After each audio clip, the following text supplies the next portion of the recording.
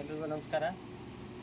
ಇಂದು ನನ್ನ ಮಗನ ಮೊದಲನೇ ವರ್ಷದ ಹುಟ್ಟುಹಬ್ಬವನ್ನು ವಾತ್ಸಲ್ಯ ಸೇವಾ ಸಂಘ ಒಂದು ಆಶ್ರಮದಲ್ಲಿ ನನ್ನ ಮಗನ ಹುಟ್ಟುಹಬ್ಬವನ್ನು ಆಚರಣೆ ಮಾಡ್ತಾಯಿದ್ದೀವಿ. ಆ ಒಂದು ಆಶ್ರಮವನ್ನು ಒಂದು 7-8 ವರ್ಷಗಳಿಂದ ನಮ್ಮ ಆತ್ಮೀಯರಾದಂಥ ವೀರಭದ್ರವರು ಅವರ ದಂಪತಿ ಇಬ್ಬರು ಕೂಡ ನಡೆಸ್ಕೊಂತ ಬರ್ತಾಯಿದ್ದಾರೆ. 20ರಿಂದ 30 ಜನ ಈ ಅನಾಥ ಮಕ್ಕಳಿಗೆ ಅವರು ತಂದೆ ತಾಯಿ ಆಗಿದ್ದಾರೆ. ಅವರಿಗೆ ನಮ್ಮ ಕಡೆಯಿಂದ ತುಂಬ ಹೃದಯದ ಧನ್ಯವಾದಗಳನ್ನು ತಿಳಿಸ್ತೀವಿ. ಆ ಭಾಗ್ಯ ಇವತ್ತು ನನ್ನ ಮಗನಿಗೆ ಅವರೆಲ್ಲರ ಆಶೀರ್ವಾದ ಸಿಗಲಿ ಅಂತೇಳಿ ಈ ಸಂದರ್ಭದಲ್ಲಿ ಕೇಳ್ತೀನಿ.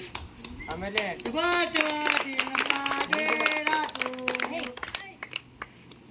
ಒಂದು ವಿಷಯ ಹೇಳೋಕ್ಕೆ ಬಯಸ್ತೀನಿ. ಏನಂತಂದರೆ, ಈ ಒಂದು ಹುಟ್ಟು ಸಾವಿನ ಮಧ್ಯೆ ಏನಾದರೂ ಒಂದು ಸಾಧನೆ ಮಾಡಬೇಕಂತ, ಆ ಸಾಧನೆಯನ್ನು 4 ಮಂದಿ ಮೆಚ್ಚುವಂಥ ಸಾಧನೆ ಆಗಿರಬೇಕು. ಅದು ಹೆಂಗೆ ಅಂತಂದರೆ, ನಮ್ಮ ಸೋದರರಾದಂಥ ವೀರಭದ್ರವರ ರೀತಿಯಲ್ಲಿ ಇರಬೇಕು.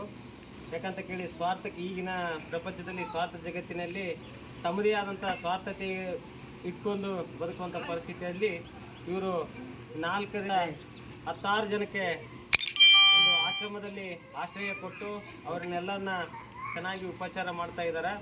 ಅವರಿಗೆ ಆ ದೇವರು ಆರೋಗ್ಯ ಆಯುಷ್ಯ ಕೊಟ್ಟು ಕಾಪಾಡಲಿ. ಅದೇ ರೀತಿಯಾಗಿ ಒಂದು ವಿಚಾರನ ಏನು ಹಿರಿಯರು, ಆಮೇಲೆ ರಾಜಕಾರಣಿಗಳು, ದೊಡ್ಡ ದೊಡ್ಡ ಬಿಸ್ನೆಸ್ ಅಂದರೆ ಉದ್ಯಮಿಗಳು ಅವ್ರಿಗೆ ಹೇಳಕ್ಕೆ ಬಯಸ್ತೀನಿ.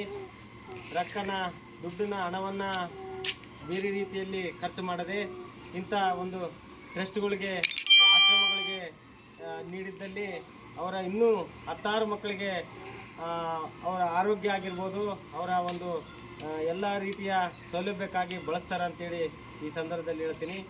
ಇನ್ನು ಒಂದು ಸಾರಿ ನನ್ನ ಮಗನ ಒಂದು ಹುಟ್ಟುಹಬ್ಬಕ್ಕೆ ಇಲ್ಲಿ ಅವಕಾಶ ಮಾಡಿಕೊಟ್ಟ ನಮ್ಮ ವೀರಭದ್ರ ಹಾಗೂ ಅವರ ಶ್ರೀಮತಿಯವರಿಗೆ ನಮ್ಮ ಕಡೆಯಿಂದ ತುಂಬ ಹೃದಯದ ಧನ್ಯವಾದಗಳನ್ನು